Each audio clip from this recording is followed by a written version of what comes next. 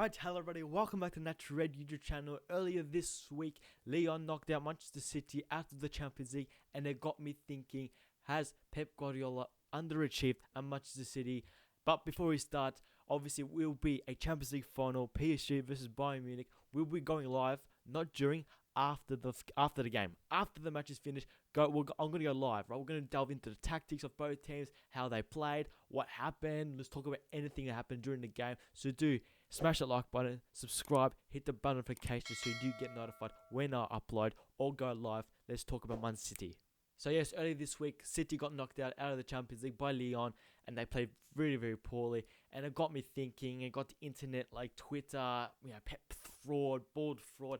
The memes are coming out of him, kneeling down, like undoing it like a half squat, thinking, okay, what? He's looking confused, and it got me thinking. Let's do a video, but let's delve into a bit more. Let's talk about the mentality of Pep Guardiola. Has he got it right?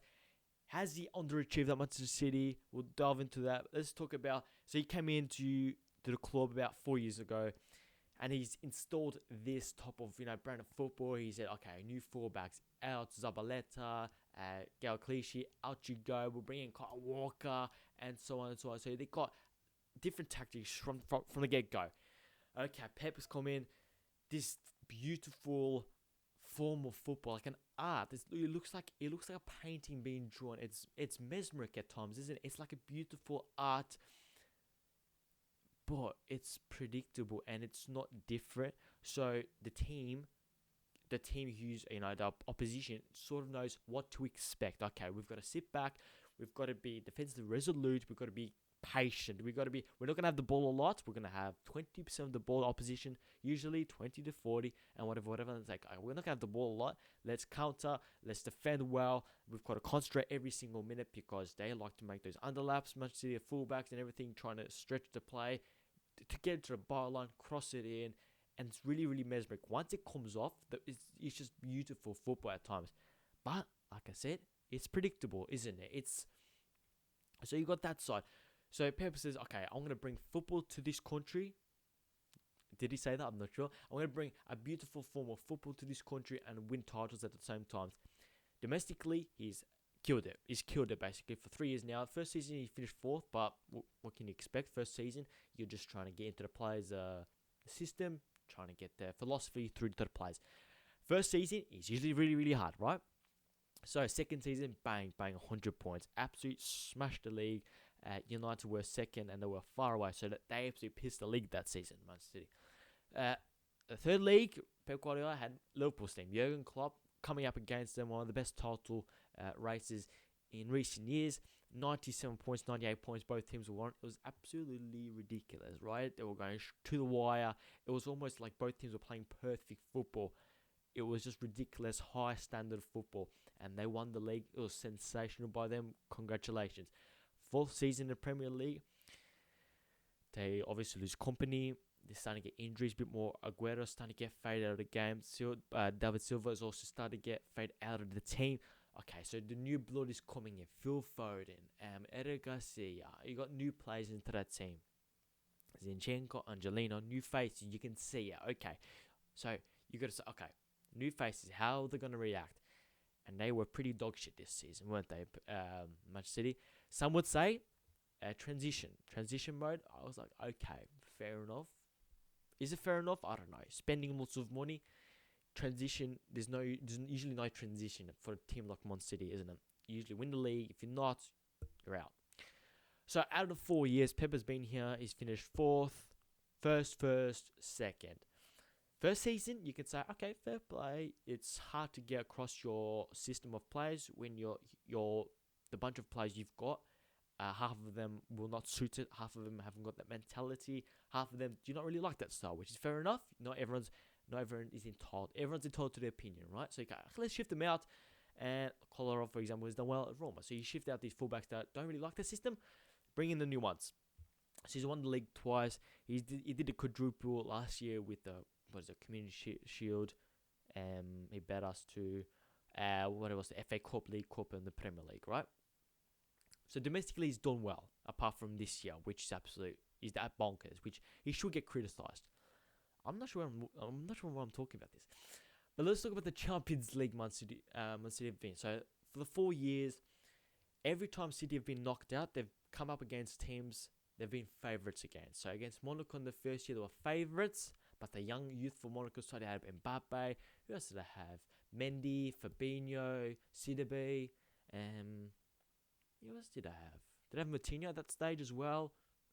Yeah, so they had lots of young players. The second season in the Champions League for Pep was against Liverpool. 17-18 Liverpool, where we went to the first Champions League final under Jurgen. And that side was very, very similar to the Atalanta side this year. Exciting. Leaking goals at the back, but absolutely firing goals. Goals are coming in easily. Every game is like a 5-2. We were sensational that season, attack, but defensively we were shocking, right? So against that team, we were the underdogs. City were favourites. Pep was smashing the league. And that season, Liverpool had the edge over them. We bet them 4-3. That was the first loss of the season. Absolute great game of football that was. Very, very entertaining. And then the Champions League. Then they had the Copperberg against the boss. That started it. That's the rivalry between City and Liverpool, wasn't it? And then we tonked them basically. 5-1 was the aggregate score. 5-1. Absolutely smashed them at Anfield. We was this German in exhilarating pressing, heavy metal. What do you call it? Like heavy metal football, right? So third season they came against Tottenham, another side that were like underdogs, but they had some quality up top and they failed Manchester City. And this year it's been Atalanta from Italy, Lyon, sorry. So every season they've been favourites to go through to the next round, and it's been 4 years now to go to the semis, isn't it? So you got to say, all right, what's the problem? Is it because some people are saying the club aren't made for Champions League, which I think is bollocks. It's the people behind in the backroom staff. It's the players on the pitch. It's nothing to do with history. It's nothing to do with anything, right? I feel like it's the players and the manager, and that's it. There's no outside thinking. It's like, oh, they're not really European. They haven't been here for that long. They're not heritage. That's what I'm trying to say. It's bollocks to say that, right? It's bollocks to say that. It's the players on the pitch, and there's nothing else. I'm sure the players don't really care about the history of any club, really. Apart from if you're born in that city, right? Manchester United players, Liverpool players. If you're born in London, Liverpool, Manchester City. So you gotta say, okay, what's Pep has done every single season? He's changed tactics every single time. It feels like it. Pep Guardiola in the league. He doesn't change tactics often. Really doesn't. Doesn't matter who he faces. Apart from a couple times he's played against Liverpool, but that's because of first versus second. Apart from that, he doesn't really change tactics. In the Champions League, he changes every single time for some reason. He changes the system.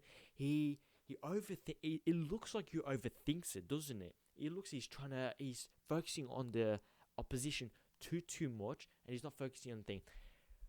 Pep system 4-3-3, tiki-taka, patient, keep the ball, and so on, so on. It's not. It's high intensity, but passing wise, but it's not high intensity in energy. It's energy. It's really bippity pop pop.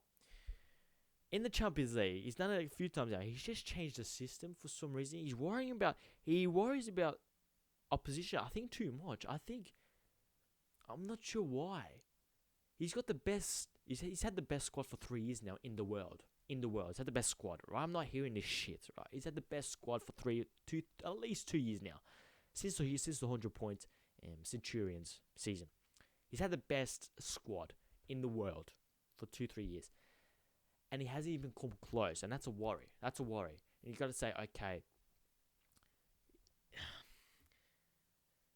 he has underachieved. Look at the money he's spent, and to not even come close is, you got to raise your eyebrows, don't you? You got to say, okay, he hasn't fixed the defense. He hasn't changed his way of playing, right? This year he's been shit.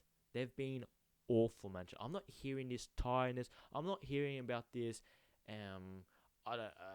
injuries. I'm not fucking hearing it, right? Look at that fucking bench. It is incredible. It is impressive. Jesus, Mahrez, Bernardo Silva do not get games every single week. Otamendi is shy, but he's an alright centre back. Stones isn't great, but he's pretty good on the bench. Like, Claudio Bravo is a pretty good goalkeeper as a decent backup. They've got Cancelo. How many fucking fullbacks do you have? It's actually ridiculous. It's actually ridiculous when you're going to say, okay, you've got this much talent, but he overthinks it. It feels like his way of his thought process is too much in the play. He doesn't. It feels like he needs to overcomplicate things to impress other people. He's always doing these arms. I'm not saying his actions. He's always doing his arms because I think he wants to get. He's overcomplicated things. I'm not saying this is acting. Like, this is acting. It looks like he's overcomplicated the players, and we've seen it. A couple of Bayern players have said in the past where he say, okay, sometimes we're on the pitch and we don't know what system we're playing. We don't know what the manager is thinking. It feels like he's asking too much of the play. I'm not sure he's asking too much of the play. That Barca team, he won the Champions League twice with, in fact. Was it twice? It was twice, wasn't it? It's incredible. It's incredible. Best players in the world, best players of this generation, most of them. But this Manchester City is talented. But if you overcomplicate things, when you don't have a first 11 who play every week, remember that. If you don't have a first 11 who play every week, it's going to consider rotating. They're not going to get used to the play. There's no player relationship on the pitch. It looks like it. It looks like 11 individual sensational players, but as a team, they look like soulless.